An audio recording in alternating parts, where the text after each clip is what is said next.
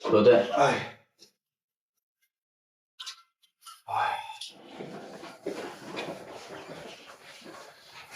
我也来了，什么情况？好啊，保险柜盗窃，我们7点30分接到报案，老王他们已经在里边了。不对，你说盯着我那案子还没结束呢，咱这又来一新的。你哪儿那么多废话？一大早。这边，你这2队3队每天忙得跟什么似的，给你分配点事儿，怎么那么多毛病？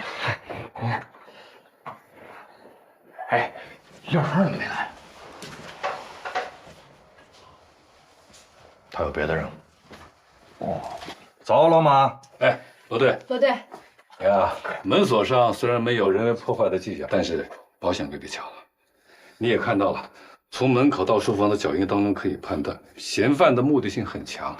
可以肯定的说，保险柜的具体位置他很清楚，而且在作案的整个过程当中，手法娴熟，肯定是个老手。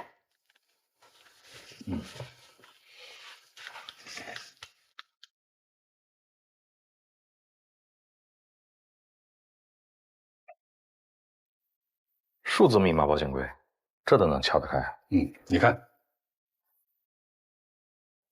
这个面板的按钮上涂了检测剂，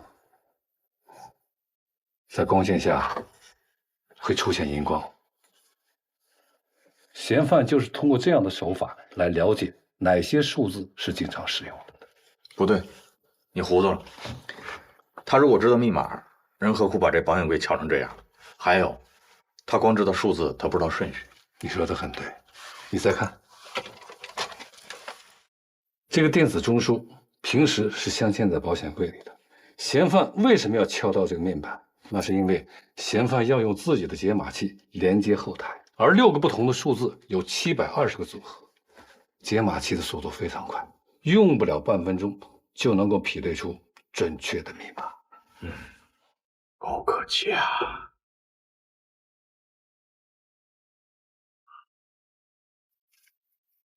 丢什么了？一本小说啊？是一本小说原稿，罗队。保险箱里呢，所有的贵重首饰一件没丢，3万美金的现金一分没少，独丢了这一份小说原稿。写小说现在不都用电脑吗？他没备份吗？真没有，独一份，而且失主还说了，整个小说都是用这玩意儿打出来的。我以为这就是个摆设呢，真有人用这个？罗队，千万别碰，这可是民国21年造的中文打字机，据贾金言说，就是当年林语堂改造的那台，金贵的很。每天这台机器需要早晚2次的机油保养。我们进来的时候，贾作家特意叮嘱，千万别碰，说就算是碰掉1块漆，都得赔掉咱们1年的工资。别看我，这完全不在我的专业范围之内，人家不让碰，就别碰了呗。凭什么呀？咱俩这双手什么值钱物件没碰过？你们俩听着啊！只要是在犯罪现场存在的所有的物品，都应该在我们警方的勘验范围之内。那么说，这部打字机跟我们现在重要的丢失的物品那本小说有着直接关系，所以呢，这台打字机再贵重，我们也应该碰一下。别碰！跟你们说了多少次了？去博物馆也随便用手摸吗？把手拿开！啊，这位是失主贾金言，这位是我们你好，贾老师，我呀，等等，是我哪知道什么时候找回来呀？你们出版社问警察去啊！我不比你们着急吗？你不知道这个对我多重要。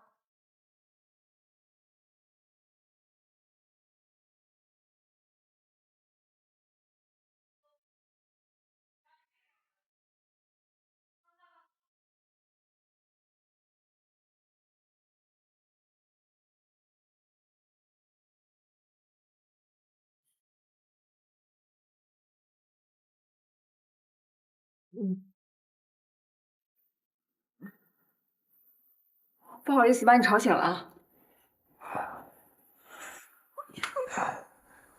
没有，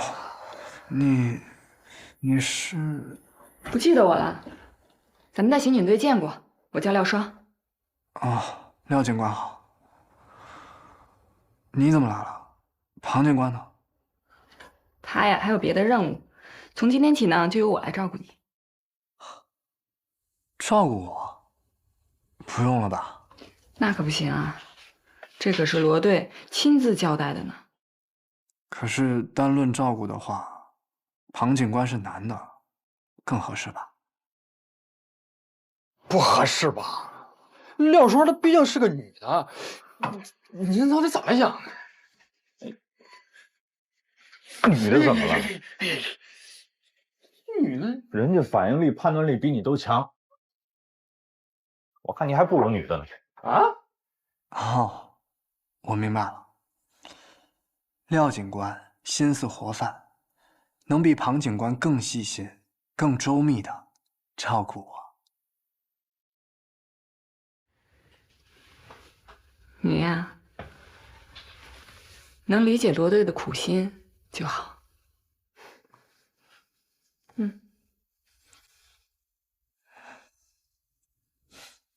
当然理解。这我有点不理解了，不就是照顾个人吗？我这反应能力也不弱呀。昨晚上事儿你不觉得奇怪吗？啊？我是想了一宿。丁生火一直死拽着庄文杰不放，就为了一句话，专门把人从医院调过来，还唱出戏。您这么一说，我也觉得挺怪的，但也不知道怪在哪儿。怪在两个人都怪。庄文杰平时那么理性，怎么昨天反应就那么大？我都在琢磨，是不是丁生火审讯的时候对他做了些什么，但是我们还没有看到。哦，所以您把审讯录像要走了。罗队，您派廖生去医院是为了盯着他吧？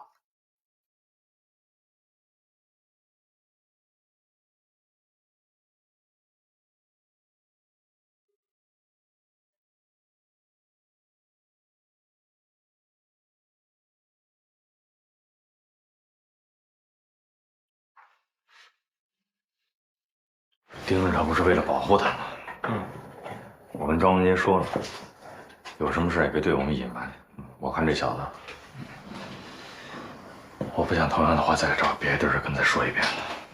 罗队，这里勘察的差不多了，回去我就出报告，然后咱们再做详细的案情分析。行，回头咱们再说。那你们先撤呗。行。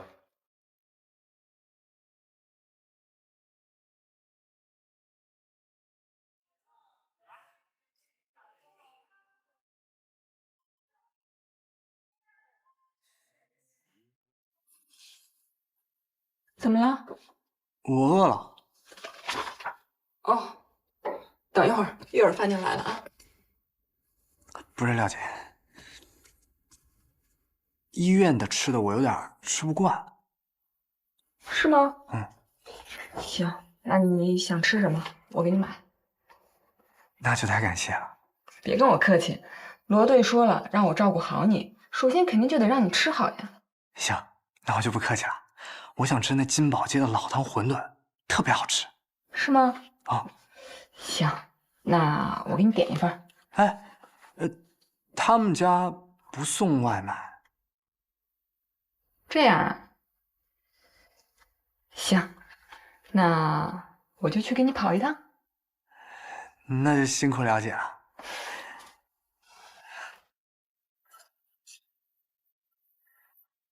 等着啊。好嘞。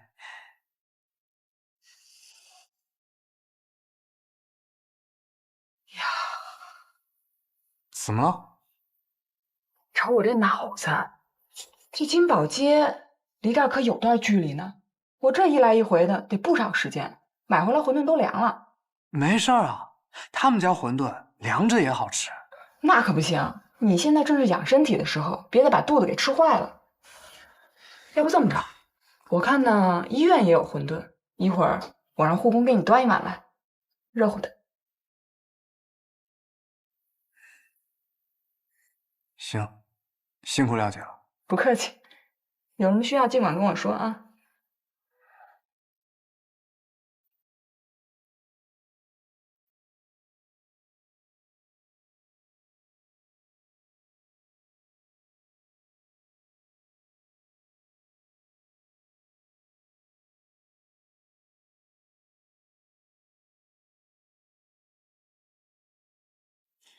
那什么，廖姐，我就不打扰你看书了。我先回房去了。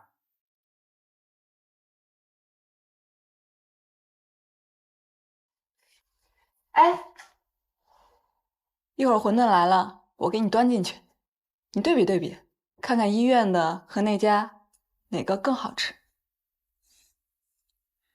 您辛苦了。嗨，你客气。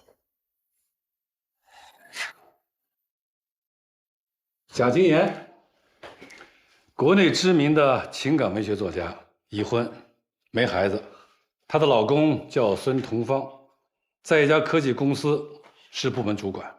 被盗的书稿就是贾金岩即将要出版发行的小说《双花之恋》。这是被盗现场的情况，保险柜里的首饰、现金分文未动，很明显，窃贼的目标就是那份书稿。根据我们现场提取到的脚印，经过比对之后，我们可以初步断定，嫌犯是一名1.78米左右的成年男性，具有相当娴熟的开锁技能。我们在小区的地下车库以及走廊的摄像头里，都拍到了嫌犯的身影。这不简单了吗？咱就按着这监控找。可问题是，现场的嫌犯，他不可能是一个人。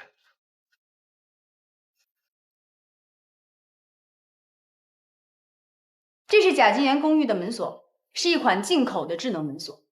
它区别于其他门锁的功能是在于，它可以实时的分发密码，也就是说密码在不停的变换。用常规的这种破解密码的方式想要进入是基本不可能的。所以我们的马科在带着我们做了现场勘查之后，做了一个大胆的猜测，这个门是被远程攻击后破解的。当天晚上，我们在小区外的监控录像里边还拍到了这个。虽然当天晚上下着雨，监控录像拍的不是很清楚，但是很明显，这是一辆没有牌照的汽车。3个路口之后就再也没有出现过。老妈，这个副驾驶伸出来那东西是什么？不对，还是你眼睛毒。这个东西，我怀疑它是一个蓝牙探测器的天线，它可以远程嗅窥到用户所有开锁的这个数据，然后通过回放攻击就可以轻而易举的破解。所以这个人还得是一个非常熟悉网络系统的人。现在这惯偷都有黑客的技能了，你可以这么理解。这套设备就不少钱吧？你说他们费这么大劲偷一本小说，这小说有什么特别的价值吗？关于这本小说的价格，我询问了贾金岩的这个出版发行商。据这个发行商给我介绍，贾金岩以前的小说有很好的市场回馈，再加上他用打字机打印的这个特殊方法，这个出版发行商还把他的小说投了保。你们知道他的保单金额是多少吗？1000万。我去，天哪！哎，现在你们初步的怀疑对象是什么？有盗版商、竞争平台，还有他们的这些热情的粉丝，都是潜在的利益获得者。当然了，面对这么大的金额，我们也不能排除他们有监守自盗的可能性。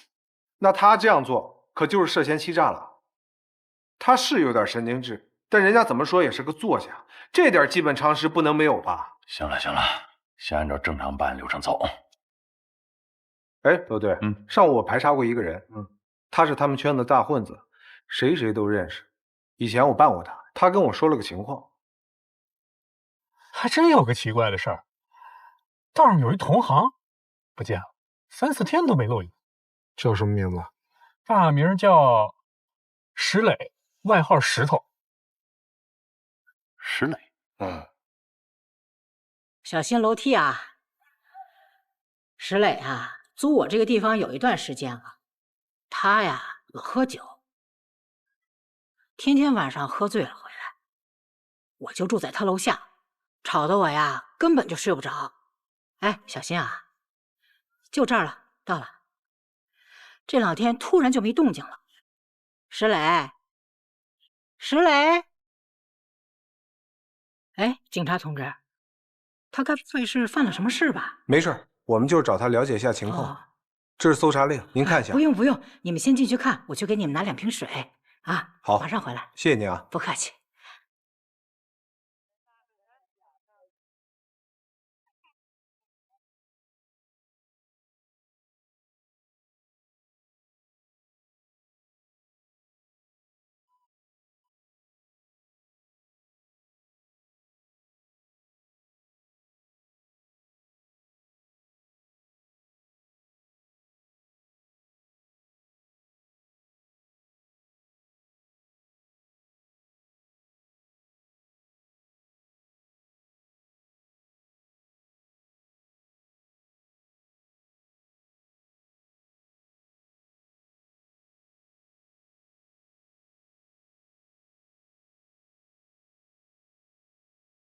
叶江说您要的审讯监控录像给您准备好了。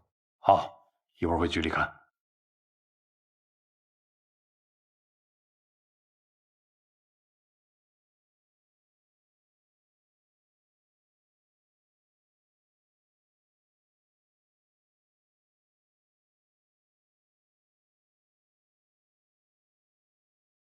洗衣机里的衣服洗好了，但是没收，都馊了，应该是好几天都没回来了。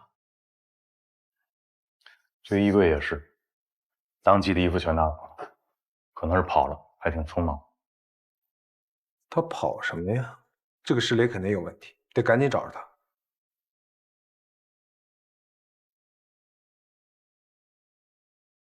双儿，哎，罗队，你看新闻了吗？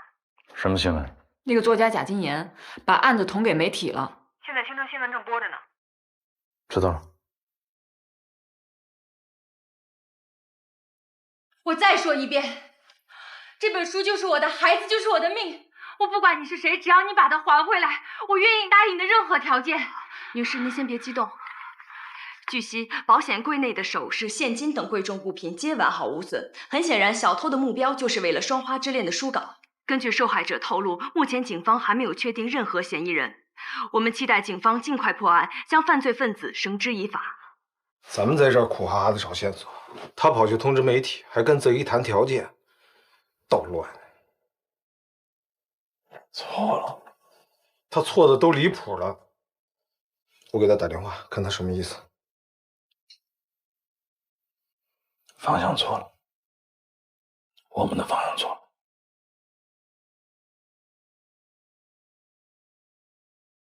不是书稿。你刚说什么？我说那个贼的目标肯定不是什么书稿。可现在不就是书稿不见了吗？我们被骗了。你凭什么这么说？如果那个贼的目标是要偷书稿，那么他就会把保险柜里面其他贵重的物品一并偷走。那样的话，你们警方，那么我们警方就会当做一个普通的保险柜失窃案处理，既要追查书稿的去向，还得寻找保险柜失窃的其他物品。那这个案子破起来可就是大海捞针了。明明可以一举两得，你说这个贼为什么不这么干呢？你是说，他们是故意让我们发现书稿？哪有贼会这么干呀？他图什么？刚才那女作家的反应，你不也看到了吗？人家就是在利用这个作家的社会影响力，扰乱我们和公众的视线。这个案子闹得越大，那个贼反而越安全。问题是保险柜里只丢了书稿，肯定还有别的东西丢了，只是我们没发现。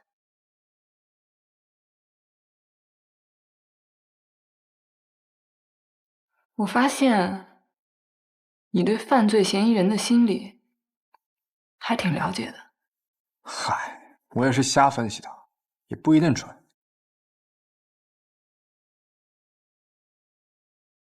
这是我，你混蛋！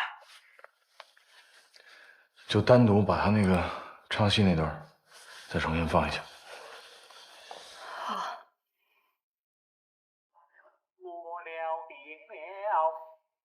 唱词复印好了。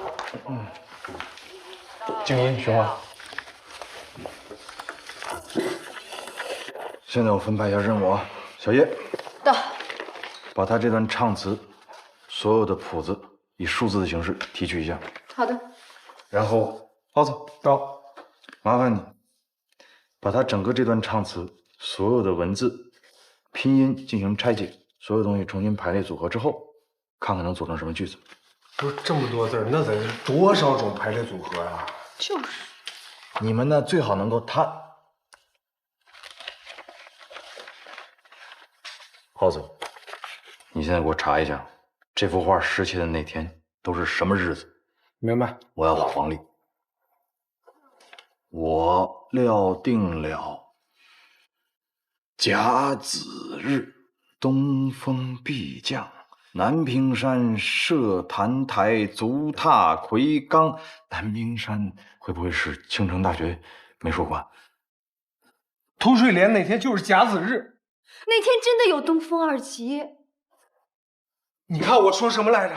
全对上了。我们需要从这段唱词当中找到他下一步的计划。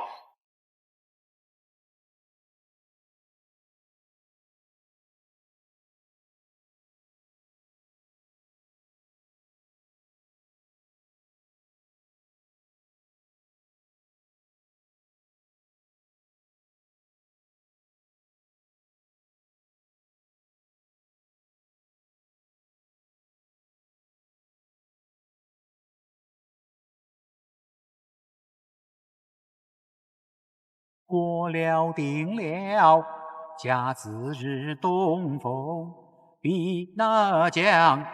南屏山设坛台，足踏魁罡。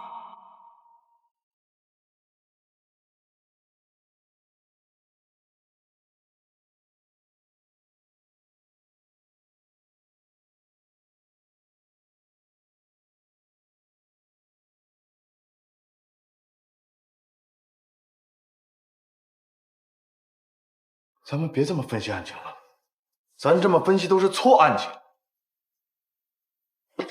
小叶，把声音打开，专门就只给我放他唱戏的这一段，来放大。你们看，丁生我的手在干嘛？打拍子，长征剧都打拍子。用小拇指，还用另一只手把它藏起来。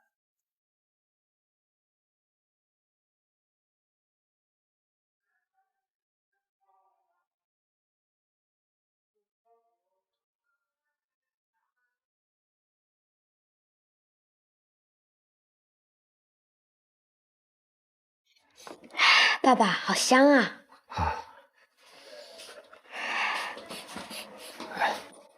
来，哎，我放冰箱上那个水晶花瓶，你们俩谁给我摔碎了？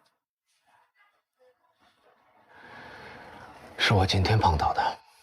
怎么那么不小心啊？啊，抱歉啊，要不明天我给你买个新的。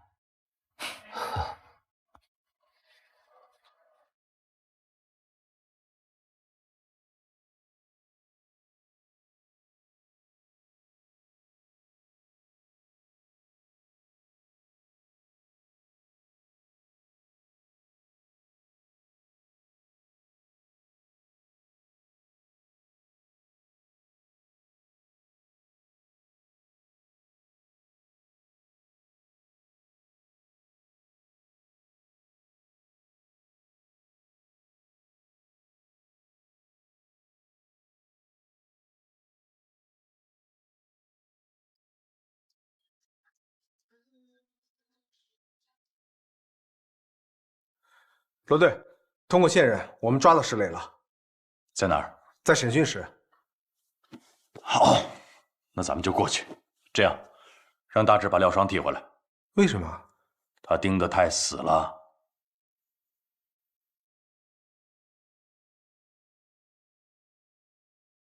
喂，浩子，什么事儿？这么着急？好，我马上到。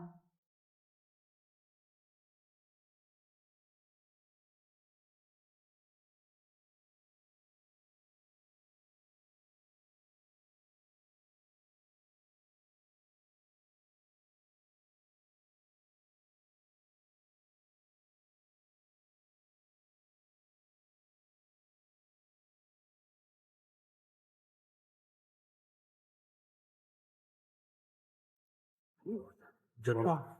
你跟我跟他一块儿去啊？他见那个女朋友我认识。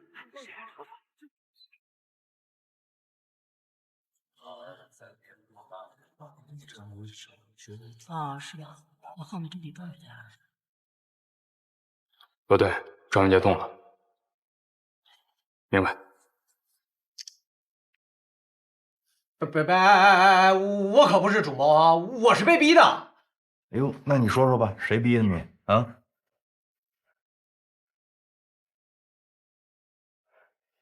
小母，我坦白，大概是4、5天前的事儿。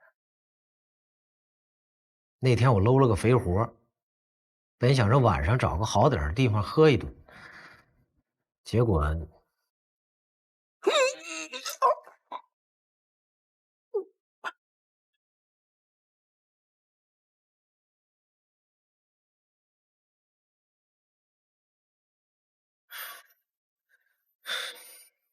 等我醒来之后，那个猪头就这么一直盯着我。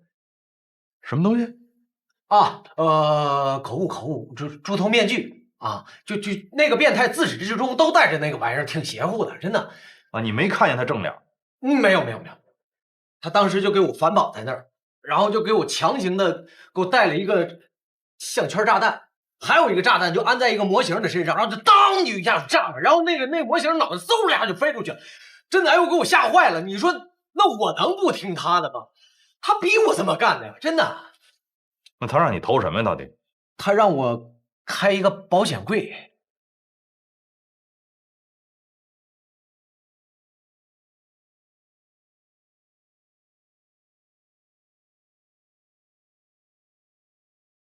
书稿呢？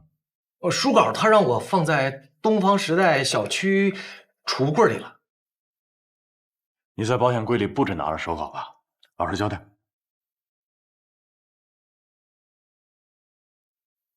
还有让我偷一个手机这样的一个东西，有屏幕，有按键。不是，那我确实我也不知道那玩意儿是干什么的，这兴许那工程师知道。哪个工程师？就是那天夜里配合我作案的那个人啊，我不认识他，他是纯搞技术的，就是他教我怎么把东西里的东西给偷出来的。东西里的东西？什么意思？哎呀，就是类似于复制银行卡一样，有个复制器一样的东西，然后他叫我把东西里的东西复制一份，珠宝、钱他们都不要，然后就让我去偷一个不知道干嘛的东西，然后还给我安利炸弹，这里边肯定有大事啊！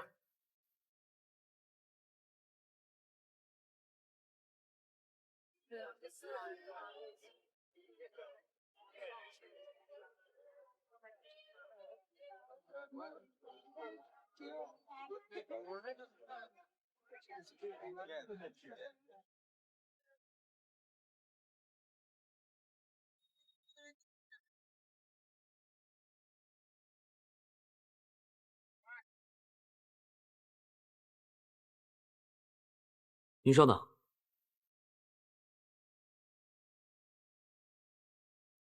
啊，您扫这儿。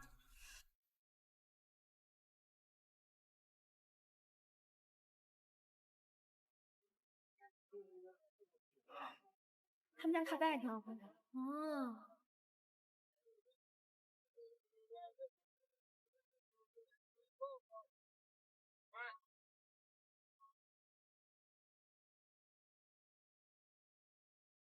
喂，陆队。哎，大志，有情况吗？你那儿？没有啊。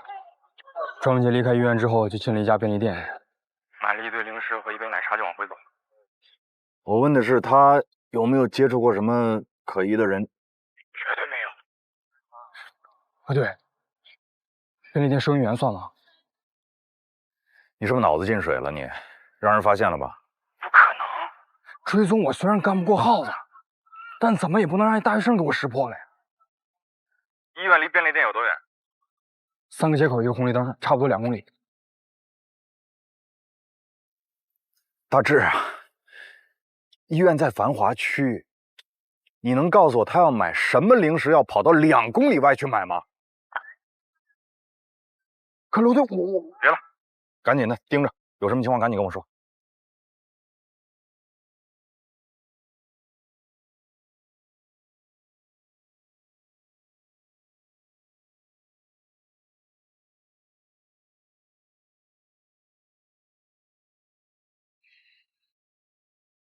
老马，你那边情况怎么样了？我和市局的专家一块确认的，丁生火敲打的这是摩斯码，敢在我们的眼皮子底下玩这个，胆子还真不小。根据监控录像的显示，摩斯码发送的时间不到3分钟，破译起来不难，但是因为嫌犯的坐姿以及手上动作幅度太小了，有些地方辨识难度很大，所以罗队啊，再给我点时间。好，有消息赶紧通知我。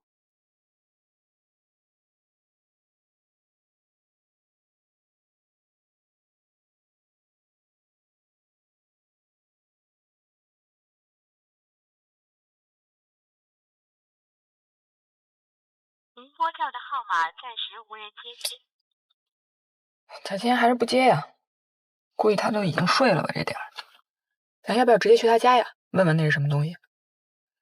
先把书稿弄清楚再说。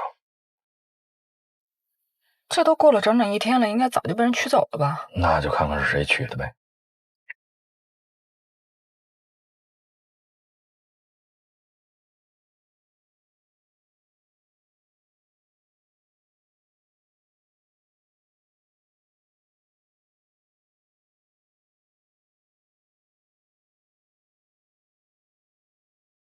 2位是刑警队的同志吧？啊，等你们半天了。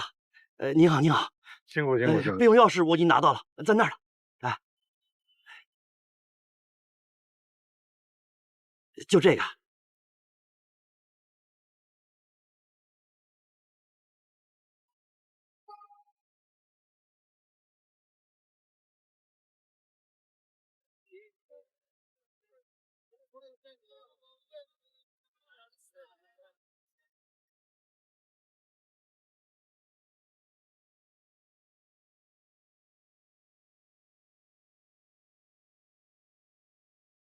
1号晚上12点，在逐浪游泳馆南更衣室编号9527的柜子里取一件东西，密码是2077。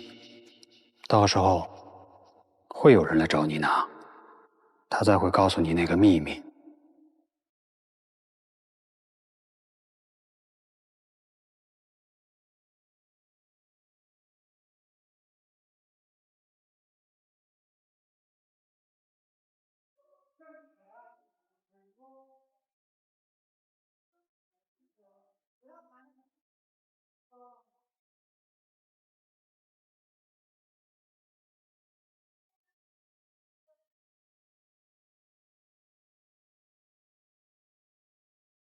你好，有什么需要？我能打个电话吗？哦，好。谢谢。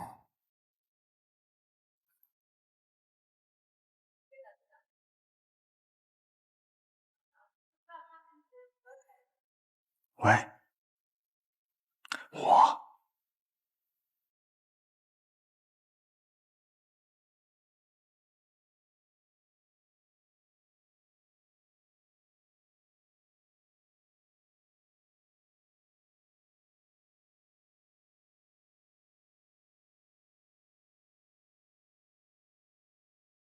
哎，不对，刚才庄文杰向外边打了一个电话，说什么？我问了，护士也没听清，但已经通知他们总机在查了。哦，有消息马上告诉我。明白。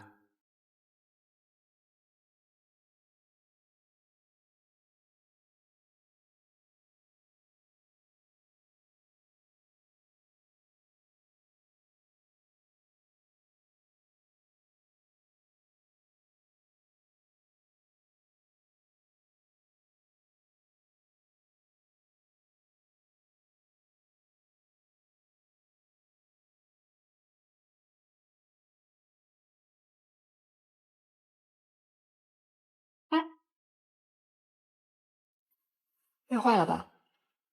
不累，没什么累的。怎么着？有情况吗？昨天晚上说吧。昨天晚上庄文杰不是给他同学孙志坚打了个电话吗？那胖子早上就来了，还拖了一个行李箱，也不知道里边装的是什么。要不你进去问问？我怎么问啊？人家又不是嫌疑犯。是啊。那这么着，我先在这观察着，你赶紧回去休息。哎，行。哎，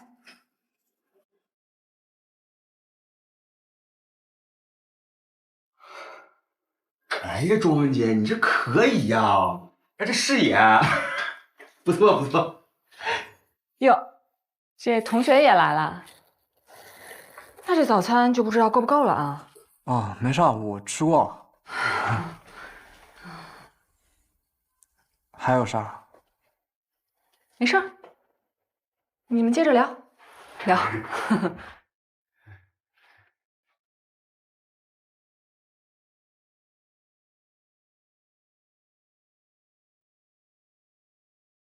刚才光让你吃了，我都没吃饱。哎，这小姐姐是谁呀？警察。警察来这儿干嘛呀？来照顾我。警察来这儿专门照顾你，有什么问题吗？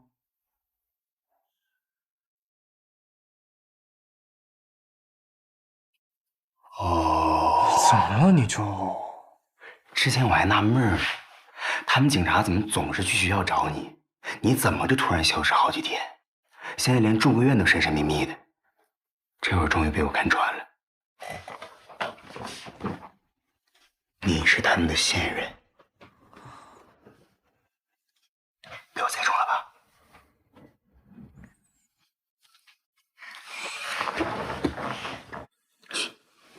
放心，打死我都不说，林志远我都不告诉他啊。哎，不过你干嘛让我把这箱子拿这儿来呀？死沉死沉的，装的啥呀？锁着不让我看。我又明白了，新的任务。你怎么这么聪明？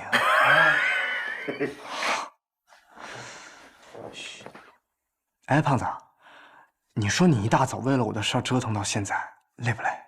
累。要不去床上躺会儿？方便吗？没事，咱俩什么关系？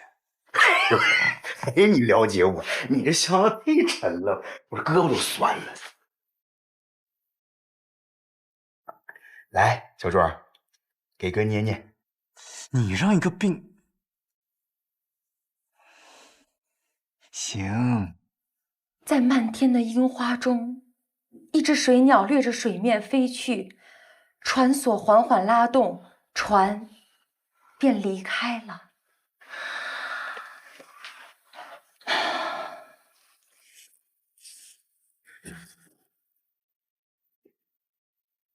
挺好的，是的。没缺液吧？都在，谢谢你们，谢谢谢谢，我又活过来了。我快听死了。那个，你冷静哈。那个，我还有点事儿得问你。啊，您说。保险柜就是你们家这个，里边除了这些还有那些之外啊，是不是还有一样东西，长得跟手机一样，黑色的，有屏幕有按键？是有这个东西啊，不过你说的这个是我老公的，他没有被偷啊，我看着他还拿着去上班了。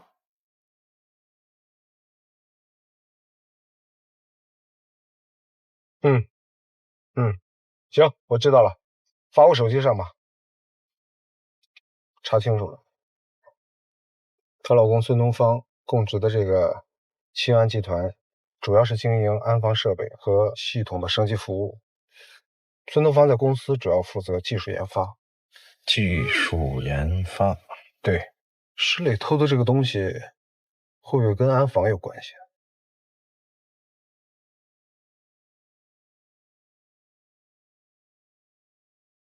被盗的物品是一个密钥终端，通俗的讲就是一个密钥的分发器。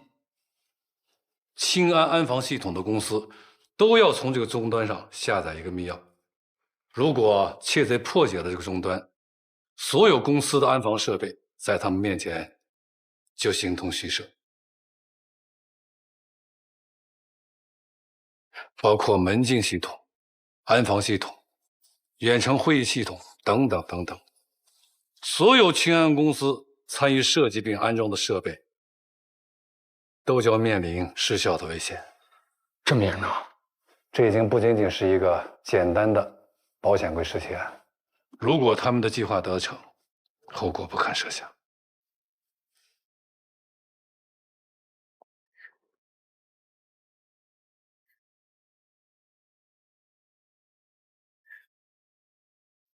跟清安合作的公司有多少家？据我所知，清安合作的范围就包含了金融和外贸两块，所以他们的合作公司一定不会是少数。咱抓的这个石磊啊，他交代啊，他说他当时是被一个蒙着面具的一个男人胁迫的。同案呢还有一个人，外号什么工程师是吗？没错啊，而且当晚监控拍下来的这个面包车，我们已经找着了。车是一辆套牌车，车主是半个月前报失的。可惜这辆车内被清理的非常干净，没有任何可用的线索。那工程师？哦，我们正在进行模拟画像，稍后呢会叫石磊来进行辨认。行，那这块你抓紧。还有工程师通过这个设备，要想破解清安系统，到底需要多长时间呢？初级黑客想都不用想，而即便是他们中的高手呢，也需要找到这套系统中的漏洞，再进行破解，那也需要很长时间。就怕这工程师不是一般的黑客高手啊。是这样，不过像这种级别的黑客，我想网监那边肯定是会有备案的。清安有反制措施吗？清安这边选择的呢是将整套的安全措施进行全面升级，使得这套被盗的密钥终端失效。多长时间？他们的专家预估最快也需要12个小时，也就是说，距离现在还有不到7个小时。7个小时？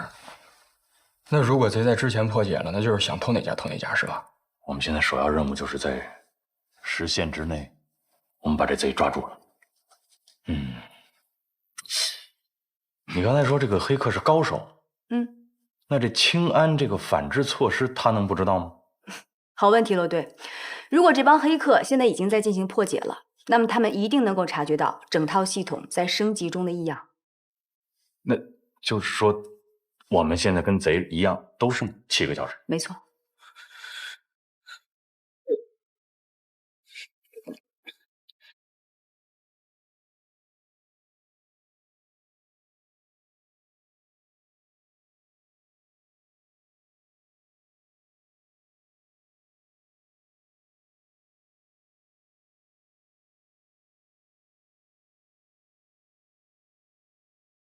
时间剩的不多了，这样咱们2条腿走路。小叶，黑客工程师这条线，我建议还是多从这个攻击路径溯源一下他的位置。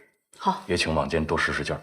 大志，你找一下清安的负责人，让他们给我们提供一个尽量详尽的客户资料。我们必须得在这个升级完成之前，咱得知道说这帮贼最想对哪家企业先下手。这么大费周章的，目标肯定不简单。哎，怎么样？都检查过了，胖头孙带来那行李箱里就放了几本书，还有几件换洗的衣服。一个旅行箱就装这么点东西？我这也纳闷呢。不过病房我也全都检查过了，没发现什么异常。那小胖子呢？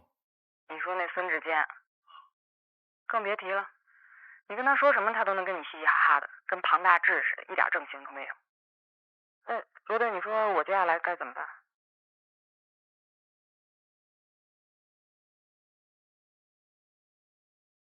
时间可不等人，我可要提醒你啊，今天晚上12点可要准时到，否则你永远别想知道那个秘密。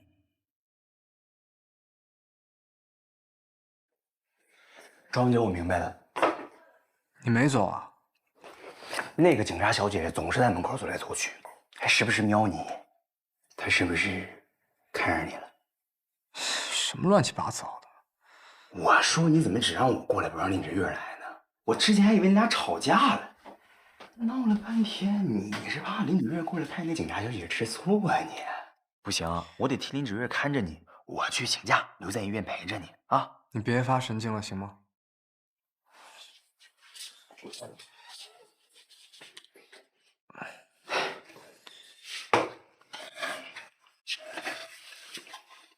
都这么久了，林芷月对你什么心思你还不知道吗？啊！我之前都以为你俩快成了，没想到天上掉下来个小姐姐。庄姐，你听哥们儿一句劝啊，虽然说女大三抱金砖，可是人家林芷月对你是一片真心的啊！就你说你最近这段时间，我都看不下去了。你说你不让人过来看你也就算了啊，你好歹给人打个电话啊，是不是？行了，你别管我了，行吗？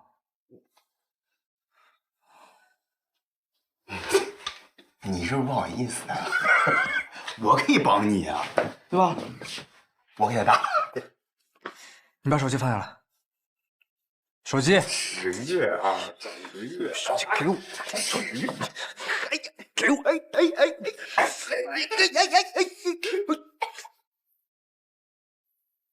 干什么呢你俩？啊，手机没信号。警察叔叔，你们聊正事儿，你们俩。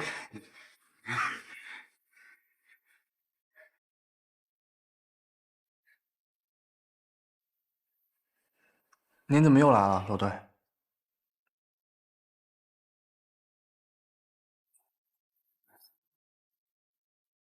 什么？哎，这是什么信号啊？这点信号没？你一点。叫孙志坚。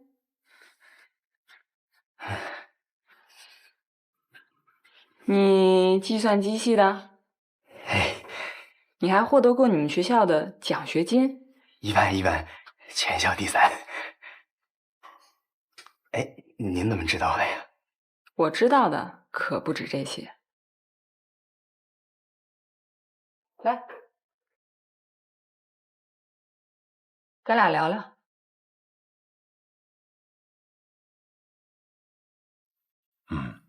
案子算是破了，廖泽彤也已经被我们处罚了。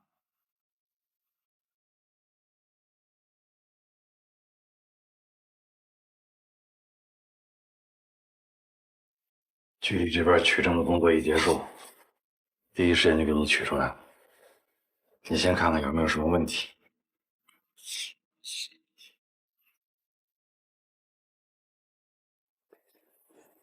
谢谢。不客气。这都给你充好电了啊，检查检查，没问题的话，在这3张表格上签个字。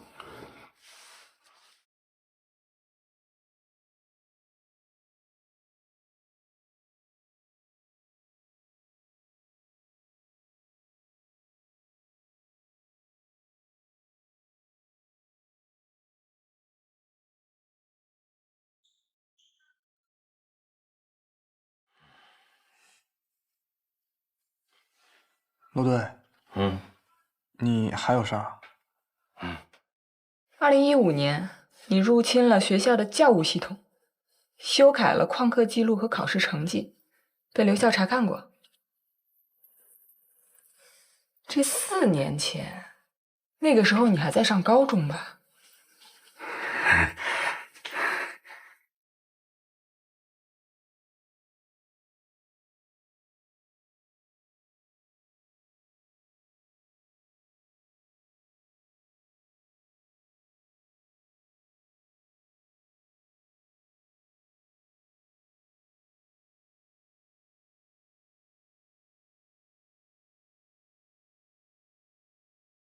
我同事说，你看了贾金岩的新闻之后，第一时间就判断出来，人家偷的可能不仅仅是贾金岩的书稿，是吗？厉害。你这个就说明你是在犯罪的心理侧写这一块，你还是有点小研究。我们学校有这门课程。我成绩也还不错。难怪丁生火这帮人处心积虑想拉你入伙呀！难怪罗队要派双姐过来照顾我。他就让我来照顾他，有些事儿吧，你女生真的不方便。我骗您干嘛呀？有什么不方便的？他又不是不能自理。他手不受伤了吗？洗澡不方便，我可以帮他忙啊。这个您就不行吧？我行。那你干嘛带个大行李箱来呀？大箱子。哎，警察姐姐，瞧您问呢！你洗完澡，你是不是得换身干净衣服？干净衣服我怎么给他带过来？我肯定装箱子里啊，对吧？箱子打开过。我特别希望你能够知道我的苦心。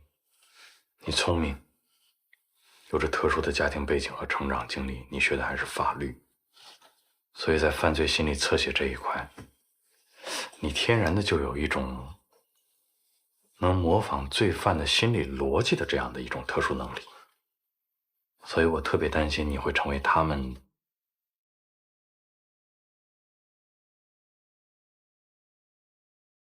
我希望你能成为我们中的一员。你们？警察？你不想当警察吗？我说以后。我从来没想过。那你现在就可以想一想。没事，手机这不也给你了吗？以后要打电话，躺床上就能打了，不用老跑出去。去护士站。走了啊。陆队。你还有事吗？我还能为您做点什么吗？你刚刚录音了？没事，我就是做个走访调查。你不用紧张，只要你没撒谎就没事儿。撒谎了吗？没有。走了。警察叔叔再见。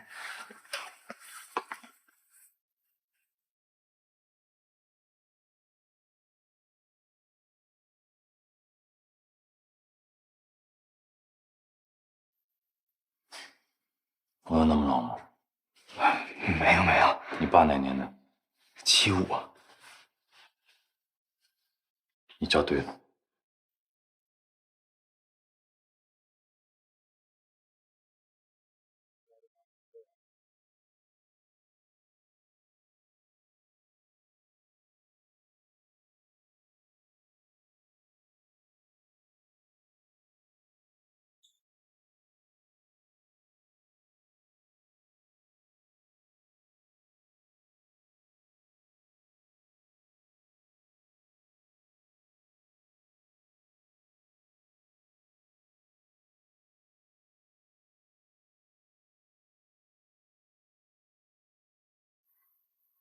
小胖那儿怎么样？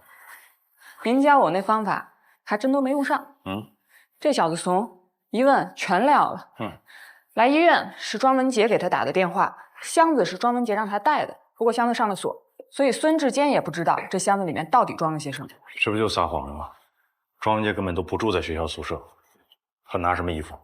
他说了，庄文杰这箱子是一直放在学校的活动社团中心的，所以这说明箱子不是他现准备的。罗队，你还记不记得庄文杰宿舍丢电脑这事儿？孙志坚干的。这事儿过去真太久了，我实在有提醒你啊，想好了再说。宿舍楼内外的监控我可都看过了，事情到底是什么样，已经了解的差不多了。这不可能，我们学校监控不到1个月就会被覆盖一次，你们上哪儿看去？是，普通的监控呢，确实是会被覆盖，但那天的监控涉及到盗窃案，被保留了下来。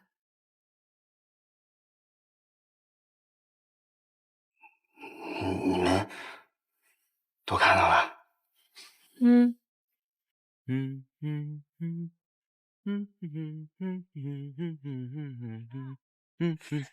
双姐，干嘛？东西交出来。什么东西啊？电脑。什么电脑啊？你这……我们宿舍的电脑。你说你这，昨天来我宿舍玩的时候，我就发现你的眼神不对劲。我就是脑子一热。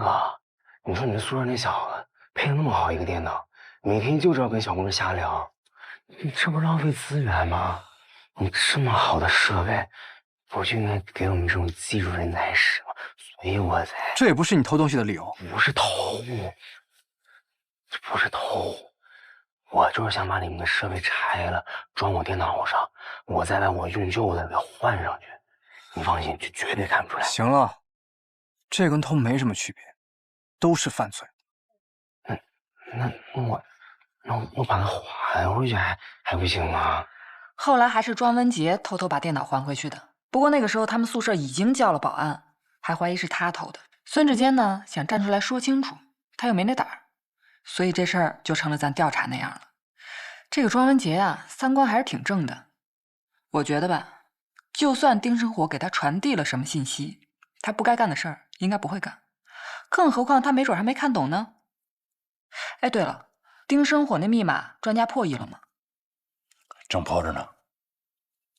罗队，你这大老远跑来，不会就是为了给他送东西吧？没有，我也给他找点别的事儿，省着出幺蛾子。你别送啊，等他出院，你踏踏实实再回队里报道啊。不是罗队，出院还得好几天呢。啊，换庞大志来吧。哎，你别客气，你挺好，就你了。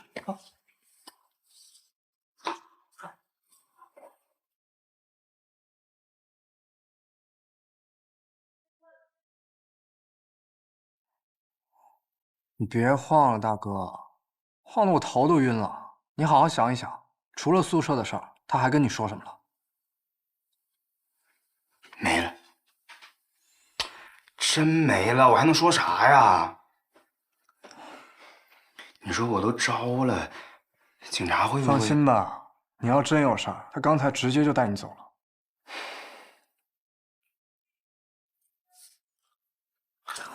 你这干嘛呀？闹肚子。你咋又拉肚子啊？不是咱俩可吃的一样啊？这是5年来青城市比较活跃的网络黑客以及相关方面的专家，看看上面有没有你说的那工程师。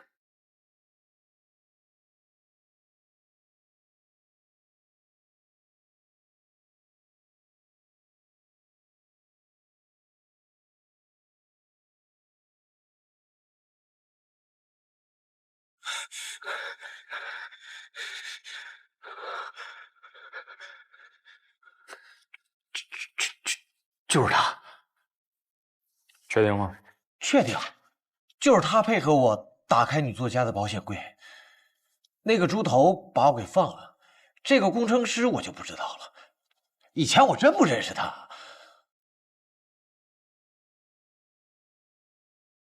怎么样了？对方终端机主密钥加密级别太高了，我恐怕办不成啊。办不成啊？我没意见，就是不知道他有没有意见？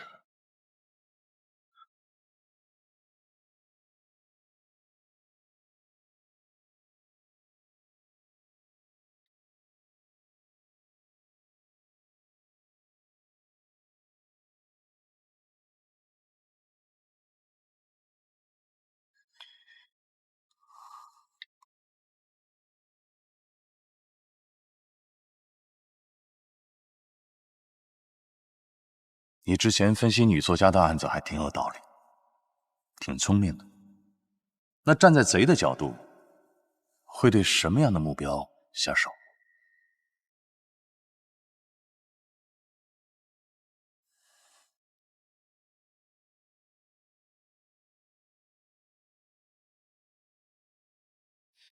徐伟，男，31岁，毕业于青城科技大学，是一家公司的程序架构员，也就是石磊口中所说的工程师。他现在家属有什么情况？有没有新的线索？今天上午，徐伟的妻子向上城街派出所报案失踪。据他妻子说，徐伟是1周之前离开青城到外地出差的。最开始呢，是1天1个电话向家里报平安，结果这2天干脆是1个信息都没有了。明白了，大家看清楚了吗？徐伟和这个石磊基本上情况也好，待遇也好，我看是完全一样，都是这个幕后主使。相中了这俩人，为什么？他们俩都是这个行业内的顶尖高手，然后用胁迫和控制的手段逼着他们就范，跟他共同犯罪。来，让一下来，帮忙一下。资料到了，这些是清安提供的主要客户的名单，资料都在桌上啊。总共有28家，行业分布在珠宝首饰、金融、商贸这些经常跟现金和贵金属打交道的领域。白天呢，咱们的外勤同事对这28家公司挨个走访了一遍，但数量实在太多了，没有办法做到针对性的排查。主要是咱们现在掌握的线索太少。现在那个攻击路径溯源情况怎么样？青安那边的技术人员正在进行当中，不过他们说需要电信运营商的支持，我已经安排同事帮忙协调了。给我一个倒计时，告诉我现在距离系统升级完成还有多长时间？还有不到2个小时。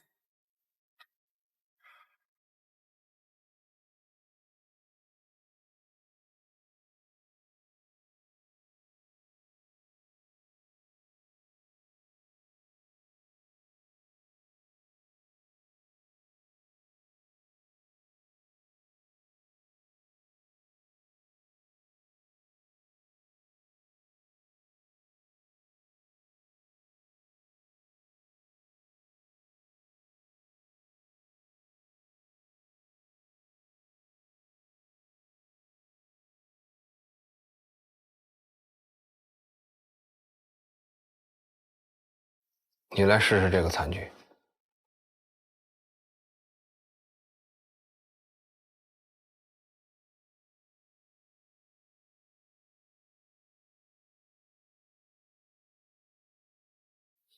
无论是布局、中盘、收官哪一阶段的棋局，只要你认真看，推算对弈者的每一步落子，就一定能够找到破局的关键。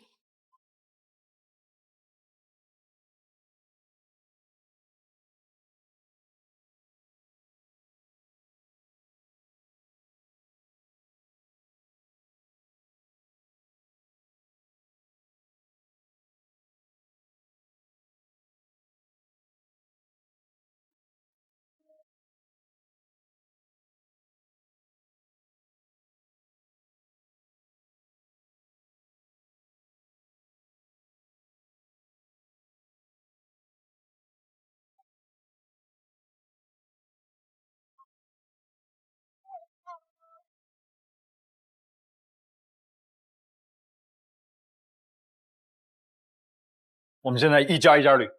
第一家旭日珠宝，请大家打开资料，跟我看一下。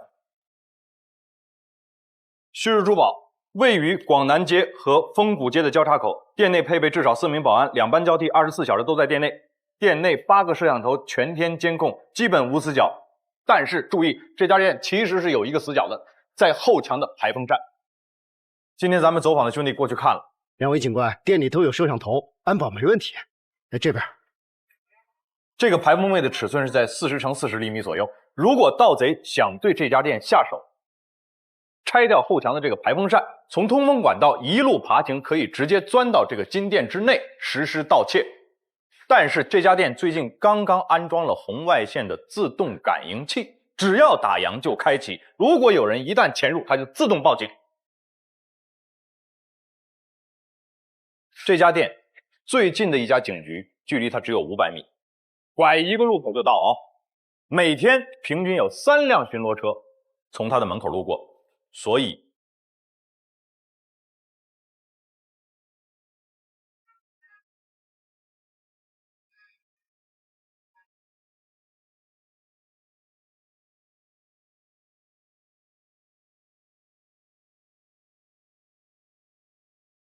这家富新源翡翠加工店，我觉得就没有必要，要啥没啥。等等，让我来看啊。这家店首先是1楼的商铺啊，没有保安，周围都是居民区，没有派出所，是一个不错的下手对象。但这家这个小破店有什么值钱的东西？未必，好的翡翠价格不低，有的甚至可以卖出天价。那我觉得这个赌的成本也太大了。您俩先别吵，这家店铺的确购买了齐安的系统，但不是安防系统，而是一套全景监控系统。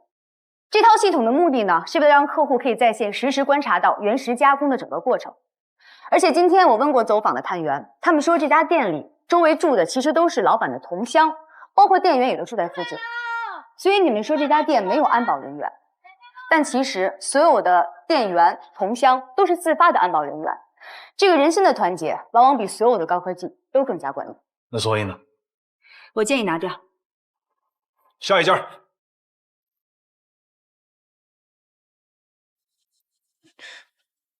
怎么了？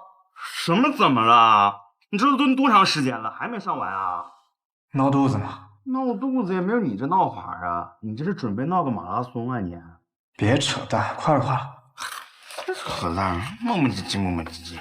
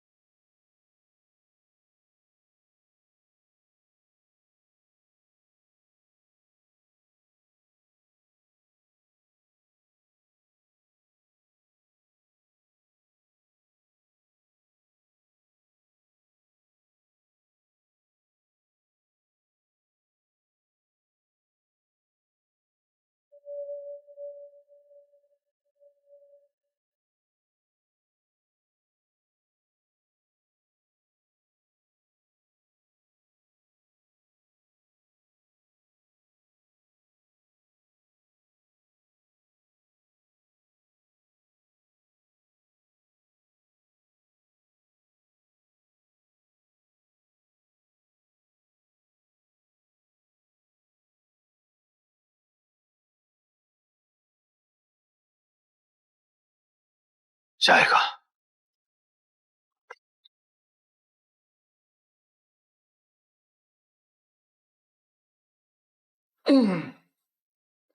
哎，这个德普资本，这资料上看，这每年投资的项目够多的，好几个亿呢。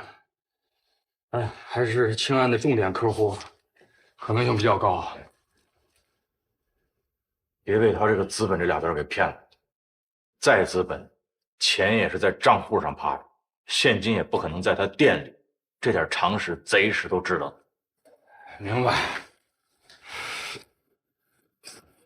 罗队，哎，老马，你看，青安公司已经大体锁定那个黑客攻击的位置，就在这个水库门、海华路和青云港这个三角区域内。你能给我再细化吗？能。那我们必须要带着协议分析设备到机房挨个的插入进行检测。明白。那个大志啊，你协助老马，你跑一趟，必须把这个徐伟给我找着。找到以后怎么办？当场拿下呀！带着哥几个全去。然后，不是，咱这还没完呢，就剩2天假期，用不着你。走，快走，吧，马哥，快，注意安全啊！罗队，青安系统那边马上升级完成了。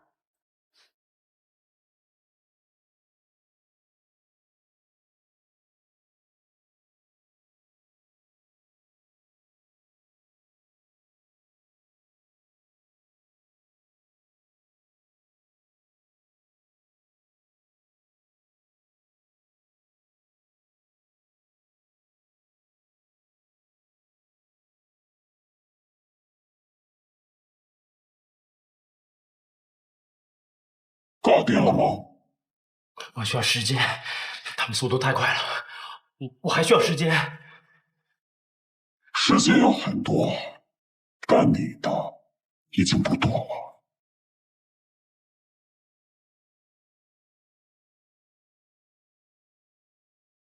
10、9、8、7、6、5、不要4、3、不要！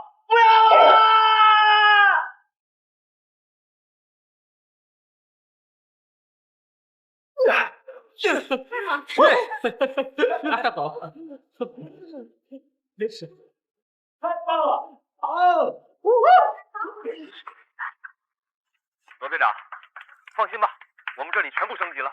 太好了，我们这边也对一些重点企业进行了摸排和走访，但是确实也没有什么发现。那这样，有什么情况我们随时沟通。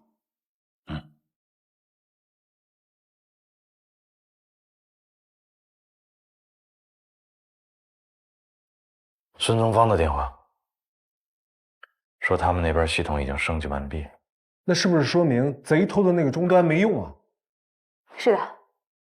可算完了，博尔排查这个公司累死了。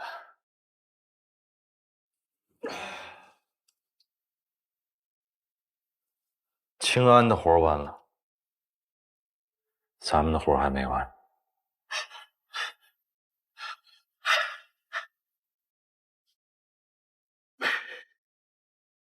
微笑，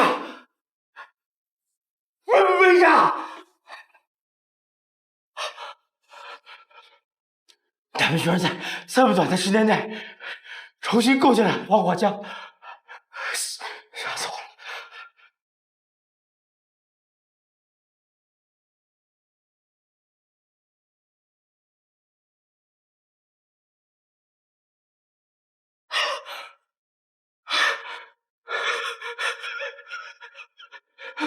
很好，我果然没选错人，你比他们快一点。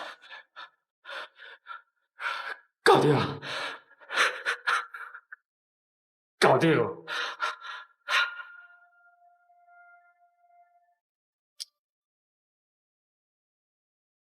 不对，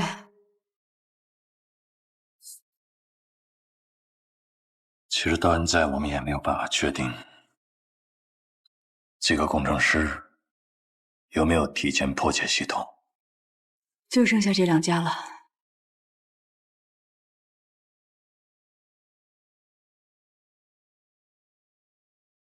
如果是你，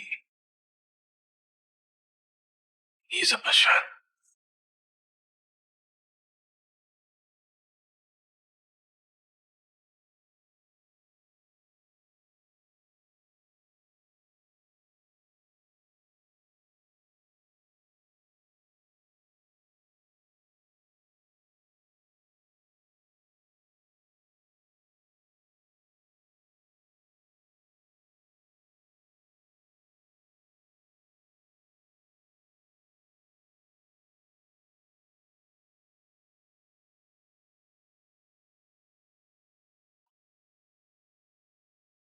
喂，搞定了。